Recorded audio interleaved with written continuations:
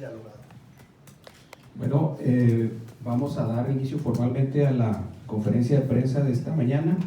Agradecerles a la senadora Kenia López Rabadán, vicecoordinadora de la fracción parlamentaria del PAN en el Senado de la República, su presencia. Buenos días, senadora.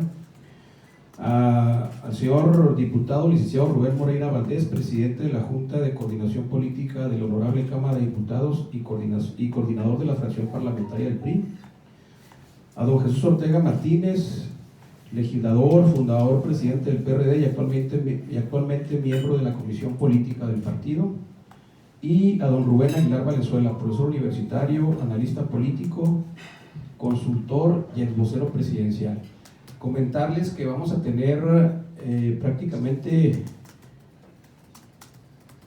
50 minutos para que dialoguen con los señores. De aquí nos vamos a ir al Teatro de la Ciudad, a la conferencia, a la mesa pues que tenemos ahí de diálogos por la democracia, la elección presidencial del 2024. Está también presente, y agradezco la presencia de todos el comité organizador. Nos acompaña Salvador Carrejo, presidente de Coparmex. Gracias, Salvador. Carlos Fierro, presidente de la red empresarial.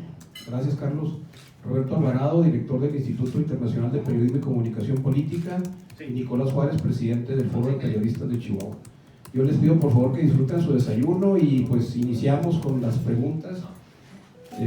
Esperemos que los señores puedan y señora senadora puedan responder todas sus inquietudes. Una pregunta.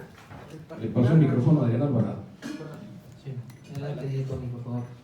Antonio Hernández de Omnia. Noticias, preguntarle, a ver, algunos de ustedes, ¿qué comentario tienen con respecto al trabajo de la gobernadora Maru Campos en relación a lo que sucedió ayer por la noche de la liberación de los tres productores que fueron presos con motivo del conflicto del agua, a sabiendas de que pues ella de facto fue una candidata de la alianza del PRI, PAN y PRD? ¿Qué nos pueden decir al respecto de este trabajo político de gestión de la gobernadora?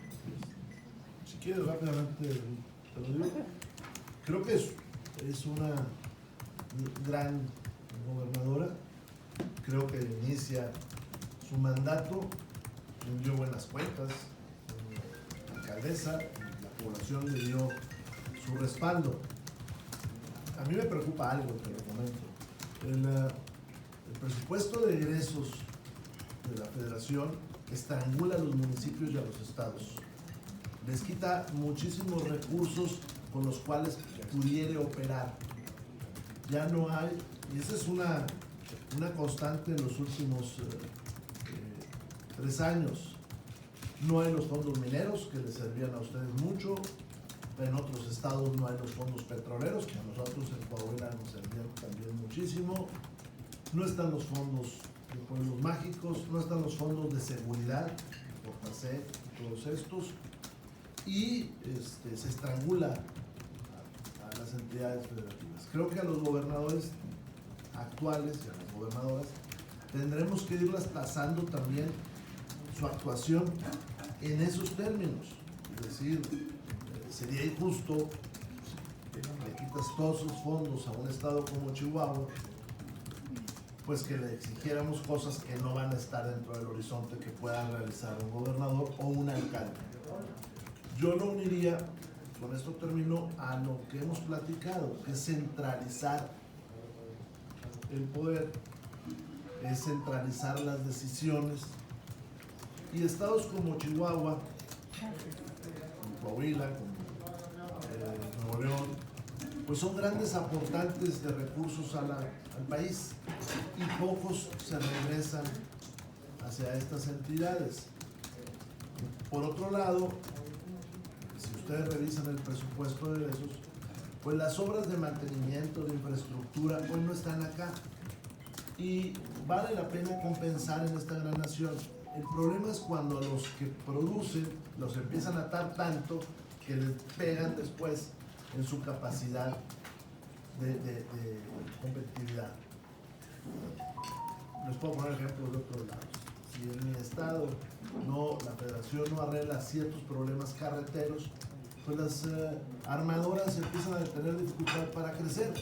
¿Por qué? Porque no pueden llegar los trabajadores, tan sencillo como eso. Todo eso se truncó, todo eso se quitó. Seguramente aquí en Chihuahua hay muchos ejemplos de eso. Yo confío que la gobernadora tendrá, porque además tiene una gran experiencia, el tino para tratar de transitar esta dificultad. Pero hay que poner sobre la mesa eso, que la federación, el gobierno federal, no la federación, el gobierno federal le está dando un duro golpe a estados y municipios.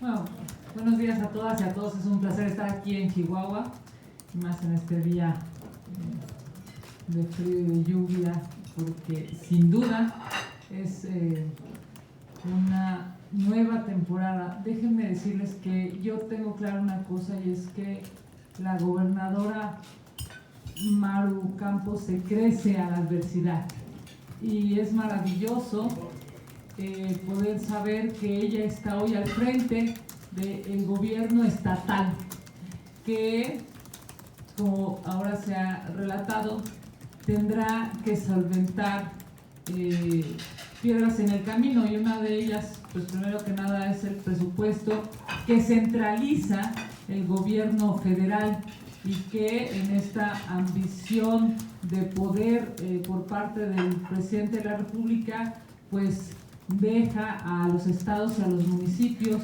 en muchas ocasiones sin esos recursos que se habían tenido y se habían logrado históricamente en este país.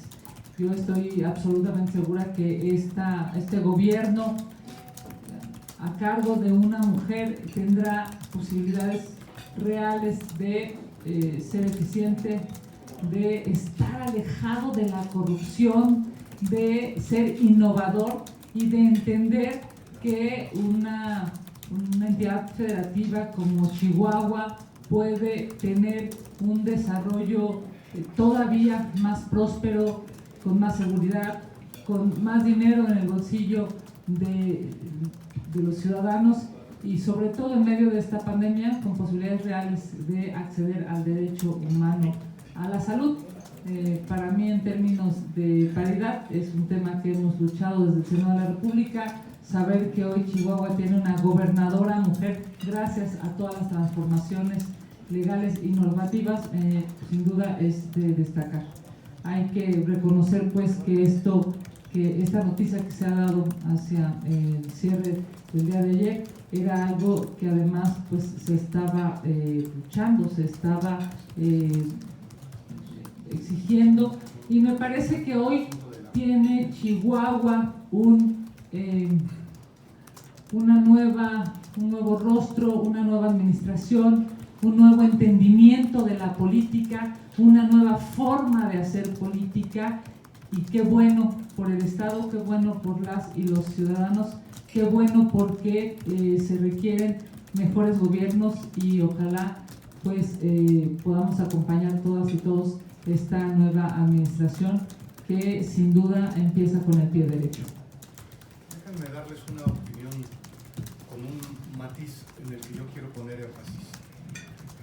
A mí me parece que la historia de México establece con mucha claridad que se han impuesto los gobiernos centralistas sobre una república federada o federativa, y parte de la guerra de reforma fue los liberales contra los centralistas. Pues yo no conozco en la época reciente un gobierno nacional más centralista que el del presidente López Obrador. Y lo digo porque en el tema del uso de las aguas en muchas entidades de la República se impone con mucha frecuencia la visión absolutamente centralista del gobierno, y se deja de lado los intereses de las entidades de la República. Por eso el presidente de la República, en el tema del uso de las aguas en Chihuahua, agarró posición al centralismo, hacia el centralismo, y los gobiernos de los estados, pues desde luego luchan por inclinar las cosas hacia el beneficio de los intereses de sus entidades federativas. Qué bueno que se logra por una gobernadora, por cierto, no por el gobierno central, poner en libertad a ciudadanos que lucharon exactamente por una visión no centralista del uso de las aguas, que deben de entenderse como eso, como aguas nacionales. Entonces, pues yo también felicito a la gobernadora porque haga imponer una visión verdaderamente federalista frente al centralismo absolutista del gobierno de López Obrador. ¿Alguna pregunta, jóvenes?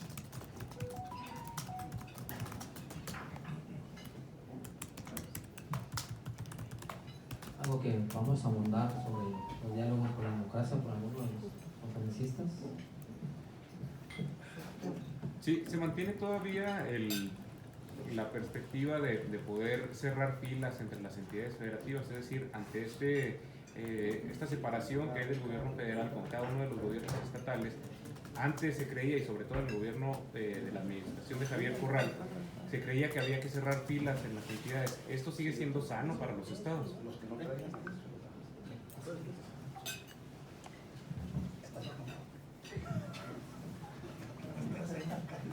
A ver, te cuento, ¿no? Como dice don Ortega, tenemos un presupuesto centralista. Tuvimos no 5 días, más días de debate sobre el presupuesto, porque el presupuesto llega junto con la ley de ingresos, y desde ese momento la Comisión de Presupuesto y Cuenta Pública pues de alguna manera empieza a ver cuál va a ser su perspectiva. Luego se pide la opinión a las comisiones, a todas las comisiones ahí en la Cámara. Esta opinión no es vinculante, pero existe. Y te das una cuenta de algo interesante. En algunas comisiones la opinión era de cambio del presupuesto. Agricultura, que es un tema de ustedes, en ganadería,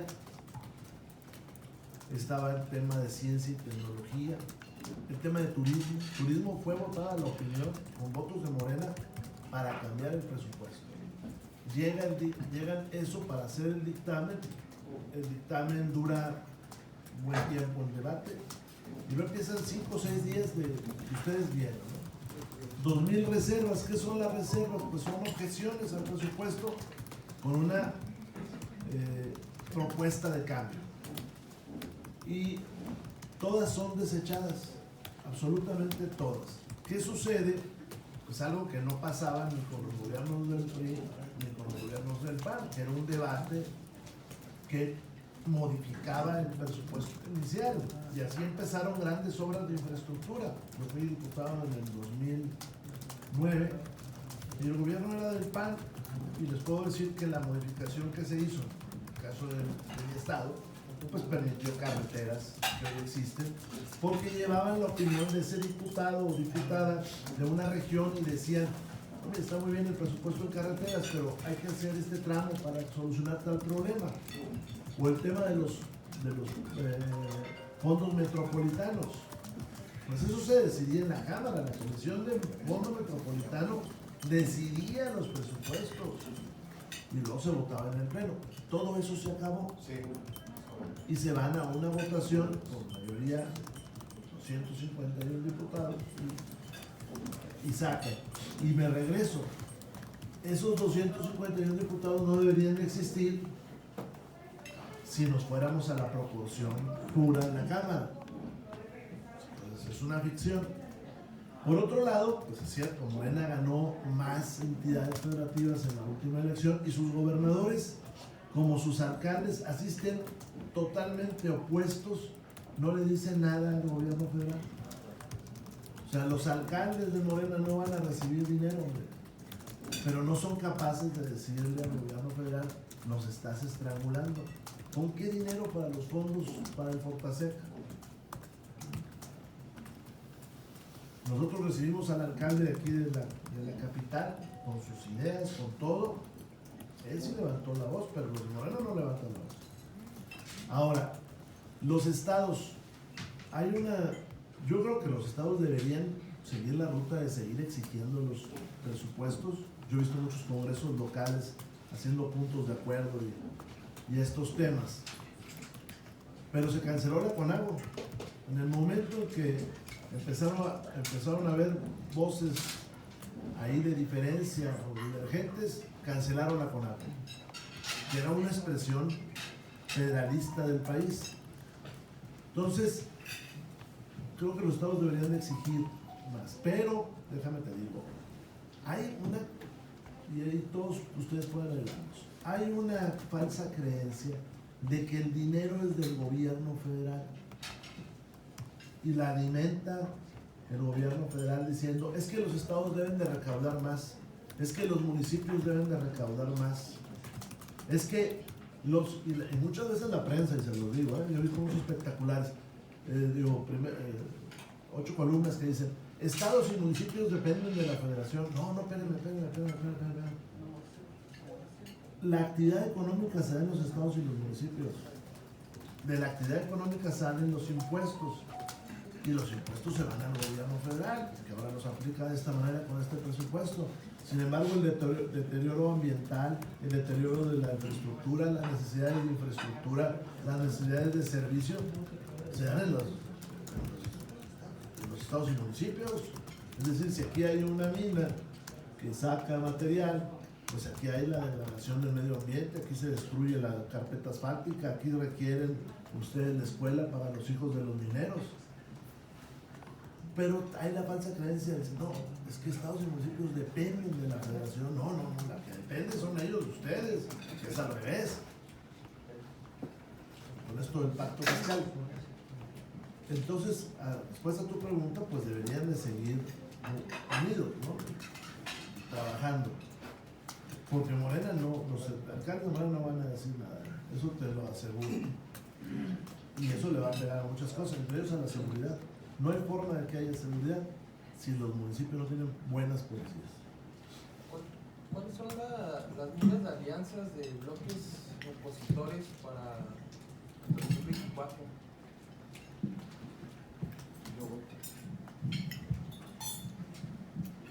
Ya decía el diputado Moreira que las pasadas elecciones demostraron la eficacia de alianzas electorales de la oposición, como las que hicimos el PAN, el PRI y el PRD.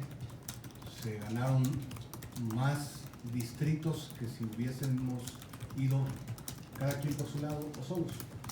Yo quisiera resaltar particularmente el asunto de la entidad que más influye desde el punto de vista económico y político en el país y que fue sustento de la estrategia política del actual presidente de la República, la Ciudad de México.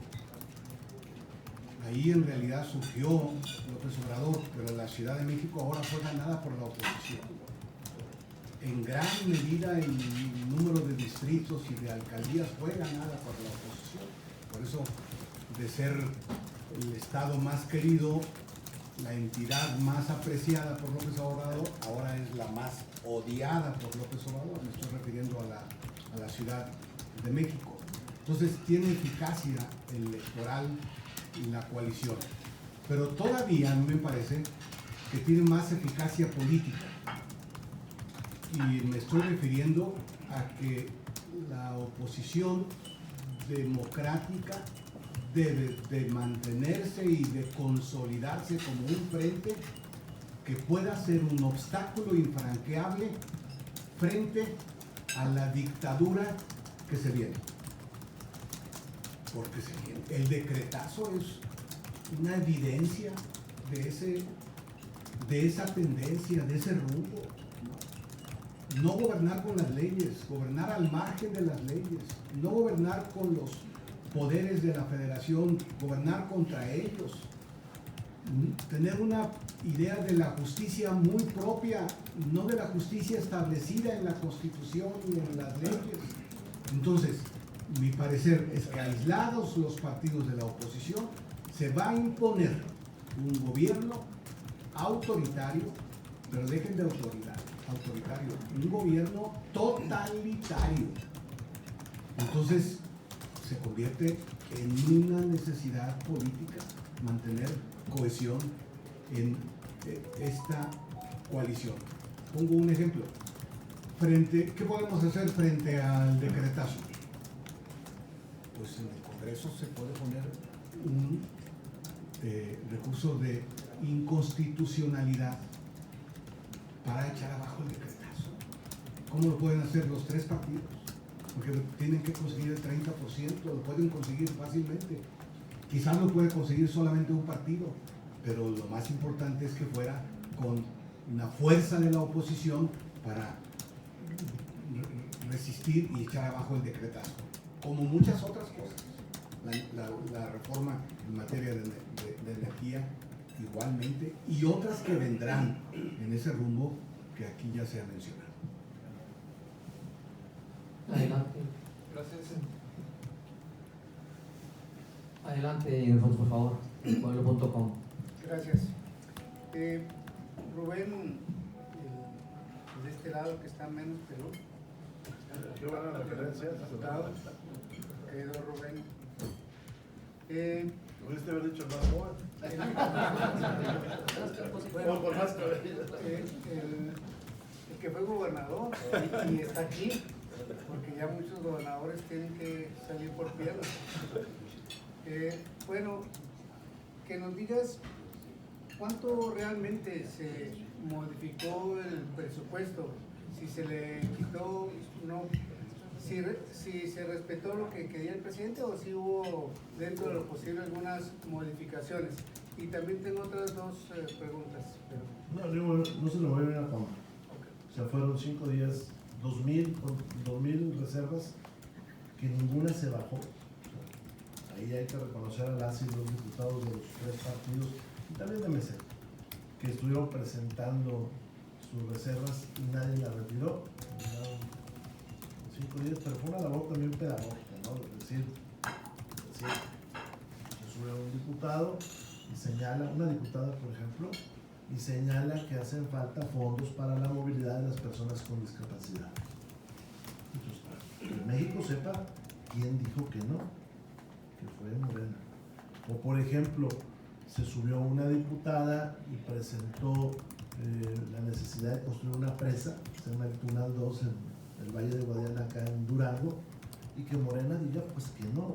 Al día siguiente se presentaron los diputados de Morena, por cierto, en Durango, diciendo que sí había bolsas especiales y que todo esto, no, la verdad, es una labor pedagógica que todos tenemos que hacer, porque es la manera de que la población entienda lo que es el decretazo, es la manera de que la población entienda quién tomó la decisión que haya sido, ¿no? Entonces no se le movió ni una coma, ni una coma. Cuando los diputados de la PT Morena empezaron a ver simpatía con esta propuesta de la movilidad para personas con discapacidad, inmediatamente se llamó a votación y aplicaron su mayoría ordenada y tanta, se acabó. Así te lo comento, así pasó. Bueno, la otra pregunta, indudablemente que en nuestro país la corrupción que existe en todo el territorio nacional es un cáncer, desde corrupción al gobierno federal, en los estados, en los municipios. Cuando un gobernador tiene más recursos, parece que tiene más capacidad de obtener recursos para él o sus amigos. Los alcaldes, no se diga, también se ve mucho en las carreteras. Cuando un alcalde hace una carretera se ve muy corriente, muy chafita, porque ahí metió la mano. En gobierno federal pues también en carreteras, ahí se ve, en lugar de tener un espesor de 30 centímetros, lo hacen de 20 y ahí hay fugas. En cuanto a todo eso, ¿qué tanto se puede fortalecer los órganos de fiscalización a nivel federal o estatal? ¿Cómo podría el Congreso fortalecer o proponer que esos órganos fiscalizadores pues sirvan y obtengan resultados? No, te digo dos cosas rápidamente. Primero, no te preocupes solo por las horas porque no va a haber. O sea, las entradas ni delgaditas, ni gruesas, ni de ninguna, ¿eh? sobre todo en el norte del país, sobre todo en el norte del país, es claro que no va a suceder. Y segundo, pues está el decretazo. El decretazo va a impedir todo este tipo de supervisiones, va a guardar en un cajón la información durante mucho tiempo, pero ya lo hemos dicho varias veces, hay cosas todavía más cosas que discutir con el famoso decretazo, que es la imposibilidad que va a tener en particular el ciudadano de defenderse. Va a haber decisiones seguramente autoritarias que, consideradas de seguridad nacional, pues impiden la defensa de las personas. Va a pasar una carretera por un área protegida, los ambientalistas alzan la voz, pues nomás ahí va a quedar, porque como es de seguridad nacional, pues va por el medio de los manglares o va por el medio de la selva, de la reserva de la biosfera, allá en la península de Yucatán o por Calakmul. Eso es el decretazo. Entonces, ¿sirven o no sirven ahorita los órganos de fiscalización? La autoridad superior. A ver, yo creo que sirven. El problema es que tan sirven es que les andan sacando la vuelta. Entonces ese es el problema. Por ejemplo, si tú me dices sirve el Instituto Nacional de Acceso a la Información, pues yo creo que sí sirve. Hemos conocido muchísimas cosas a través de él. Ustedes, los periodistas, van a ser perjudicados por el decretazo, porque cuando ustedes mandan un reportaje y piden información, pues ahora no va a haber información.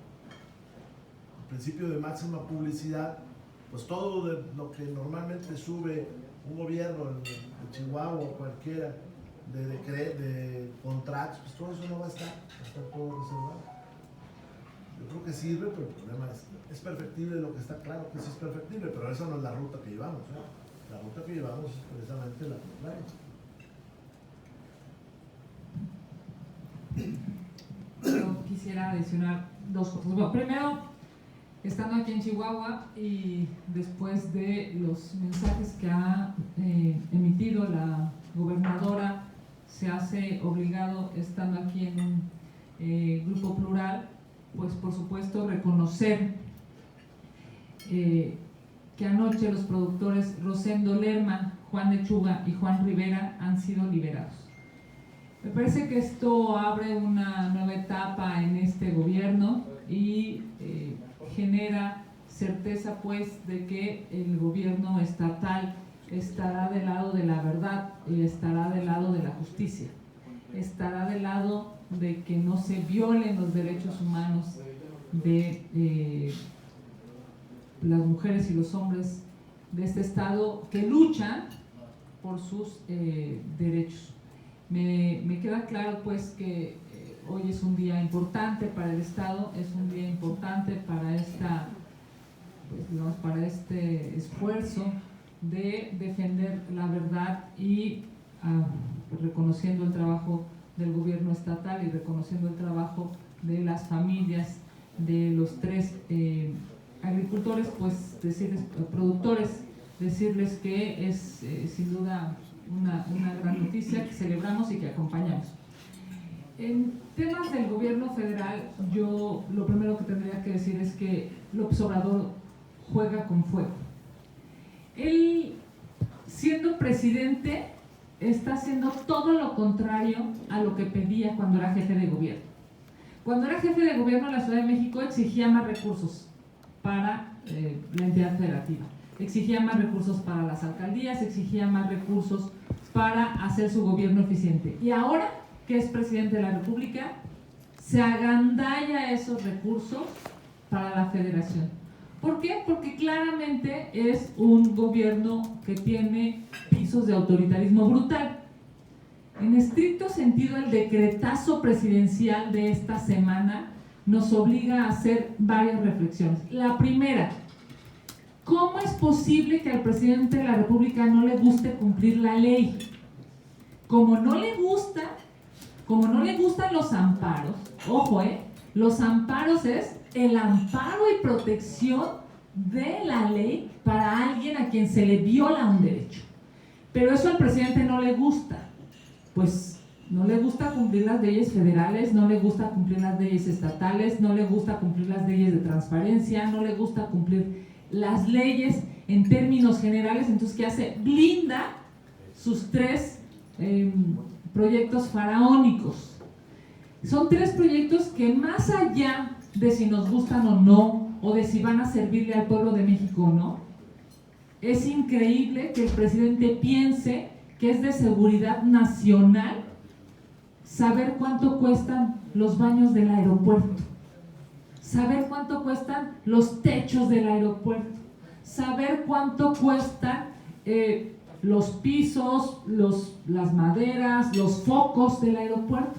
Es irresponsable, porque en realidad lo que está haciendo con el decretazo presidencial es ocultar los contratos, que seguramente en muchas ocasiones son para sus amigos y son para obtener grandes moches. De eso que se quejaba, cuando eran oposición.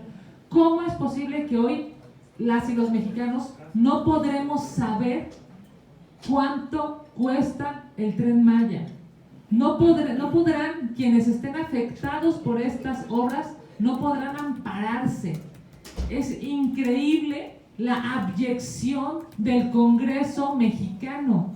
El del Senado de la República, ayer hubo un debate sobre si la presidenta del Senado interponía una controversia constitucional. Hay 3 figuras jurídicas que se pueden interponer ante esta aberración jurídica del decretazo presidencial: el amparo, que lo pueden interponer todos aquellos afectados; la acción de inconstitucionalidad, que efectivamente se podrá interponer por las minorías; y la controversia constitucional, que la pueden interponer el presidente de la Cámara, de la Cámara de Diputados, la presidenta del Senado de la República, el INAI. Y cuando vemos ayer que no deja que la presidenta del Senado fije posición, ojo, estamos hablando de una exministra de la Corte, no es alguien a quien probablemente no entienda de figuración, estamos hablando de la exministra de la Suprema Corte de Justicia de la Nación. Y se sube el grupo mayoritario de Morena a decir que 80 senadores no están de acuerdo. Porque esto no es un asunto de votación, esto es un asunto de apego a la legalidad. Claramente el decretazo va en contra de la Constitución. Claramente el decretazo lo que hace es agandallarse desde la presidencia de la República y prohibirle a los mexicanos que sepan cuánto se está gastando, cómo se está gastando, y además, peor aún, no cumplir con las leyes nacionales y locales. Yo solamente quiero decir, para eso está el bloque de contención, justo para eso está el bloque opositor. Primero, para exhibir las irresponsabilidades del gobierno, y segundo, para generar mejores gobiernos. Nosotros hoy tenemos históricamente una responsabilidad con México. No se trata aquí de decir quítense unos para que se pongan otros y que todo siga igual. No, se trata de reconocer cómo se pueden construir mejores gobiernos desde el bloque opositor, con los partidos de oposición que quieran salvar a México de esta destrucción. 4 millones de nuevos pobres en este país, 500,000 de personas han perdido la vida a propósito del COVID. No hay, es más, ya lo aceptó el presidente, no hay medicinas en los hospitales de nuestro país, pese a todas las argumentaciones que dieron los legisladores del partido oficial en ambas cámaras. No hay medicinas en este país. ¿Por qué? En medio de la ignorancia, la ineficiencia y la corrupción que hay en este gobierno, pues simple y sencillamente no se compraron, no se distribuyeron y no se pudieron acceder a ellos. Solamente por nuestra parte decir qué bueno que estamos intentando construir un bloque opositor, no solamente en términos legislativos, sino ahora de cara al 2024, porque México lo necesita. Si me permiten, ya las 2 últimas preguntas, porque tenemos que trasladarnos al Teatro de la Ciudad. Armando, por favor. Mi nombre es Armando Mar, de Televisa, y la pregunta es para el exvocero presidencial Rubén Aguilar, en el sentido de esos ejercicios mañaneros las famosas mañaneras, su calificación o su opinión respecto al manejo de la información, ya que pues de esta manera tal parece que lo que se trata es de que el presidente dice, y no hay un vocero así cierto, él es el mismo vocero de la presidencia y dice qué está bien y qué está mal. También un ejemplo es quienes tienen las mentiras. Hay un ejercicio realmente democrático y de libertad de expresión en estas mañaneras. Bueno, primero que no son una conferencia de prensa, son un meeting político, es lo que se llama campaña permanente, es un ejercicio de propaganda de un demagogo que todas las mañanas está, pero ese demagogo no existiría si los medios lo bloquearan, y tiene el aval de los medios que lo difunden día, mañana y noche. Y me parece que hay una enorme responsabilidad de los medios para poder ofertar a la ciudadanía realidades objetivas y no solo replicar.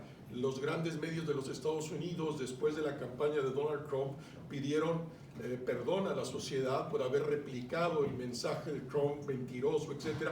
Pero hoy los medios mexicanos repiten todos los días las 81 mentiras que cada mañana dicen, y lo hacen en cadenas nacionales, en los entonces hay un contubernio entre la acción de propaganda del presidente y los grandes medios de comunicación en México. Gracias. Última pregunta, por favor, Alfonso. Gracias. Los gobernantes siempre se desgastan casi 100%. ¿Qué tanto está desgastado el presidente López Obrador? ¿Cómo lo ven ustedes? Y desde luego, si va a ser punta de lanza en las próximas elecciones para gobernadores, si se va a notar el desgaste de Andrés Manuel o no está tan desgastado. Una cosa es lo que se dice, pero en la realidad, ¿cómo lo ven?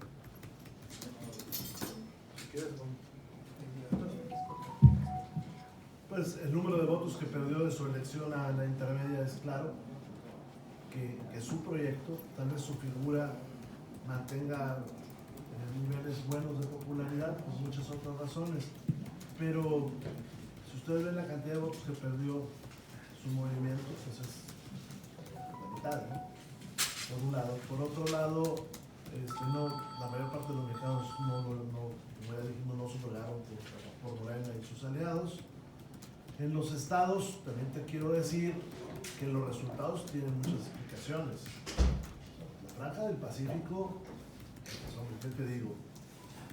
Lo que sucedió en Sinaloa, pues es público. Un día secuestran a todo el comité directivo estatal del PRI. ¿Qué te puedo comentar, no? Después de eso, seguramente no lo secuestraron sus oponentes políticos, hubo fuerzas distintas, oscuras, que se los llevaron, se bajaron candidatos. Nos llegamos a una cosa terrible. Nadie quería interponer el recurso, nadie quería interponer el recurso en contra del resultado electoral. Tuvo que hacerlo el Comité Ejecutivo Nacional. Y cuando lo hizo el Comité Ejecutivo Nacional, al día siguiente lo desmintieron.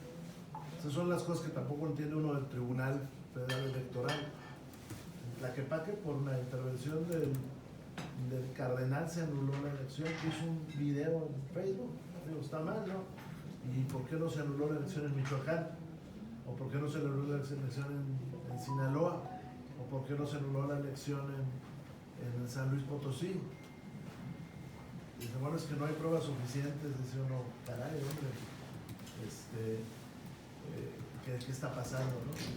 La costa del Pacífico mexicano, hubo muchísimas otras razones más allá de las electorales para que se diera el resultado que se dio. Vean Michoacán, vean Sinaloa, vean la parte norte de Sonora, los resultados cómo están ahí. Estamos en momentos críticos en seguridad y no se habla mucho de eso. Vean Jalisco. En Jalisco hubo 2 o 3 municipios donde no hubo candidatos. Es más, hay uno donde se anula la elección, porque nada más el candidato de un partido. Se hace un consejo municipal ahí para que gobierne y al día siguiente todos renuncian. O sea, hay una parte de Jalisco que no se puede transitar. Y eso está teniendo efectos en la democracia. El narcotráfico está teniendo efectos gigantescos en la democracia y va a tratar de jugar en los próximos procesos electorales. ¿Ustedes creen que no se van a intervenir o tratar de intervenir en Tamaulipas? Hombre. Y tiene una gran simpatía la propuesta de abrazos y no balazos, ¿no? Imagínense lo que influye eso en el delincuente y en la familia del delincuente, que no haya combate directo al crimen organizado, pues muchísimo. Y los otros partidos, como nosotros estamos exigiendo seguridad, pues no creo que les guste mucho a ellos nuestra postura, pero es una postura necesaria. Agradecemos a los compañeros de los medios de comunicación, gracias por asistir a esta rueda de prensa. Agradecemos a la senadora López Rabadán, al diputado Rubén Moreira, al diputado Jesús Ortega y al vocero presidencial Rubén Aguilar. Gracias. Buenas tardes.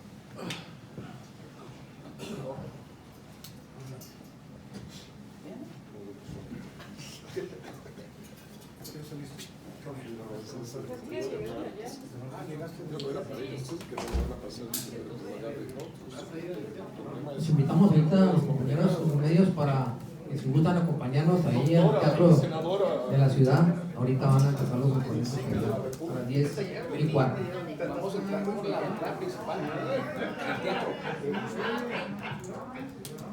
Este celular, chico, porque no Allá está. adelanta un poquito por el carro porque ya se van juntos. No, que se venga con nosotros. Muchas gracias. En la camioneta. Ah, ok, perfecto. Si no está lloviendo, porque vamos a ir caminando. Si está lloviendo, vamos en la camioneta. Oye, ahí mandé aquí lo de la rueda, porfa. ¿Está cerca de aquí?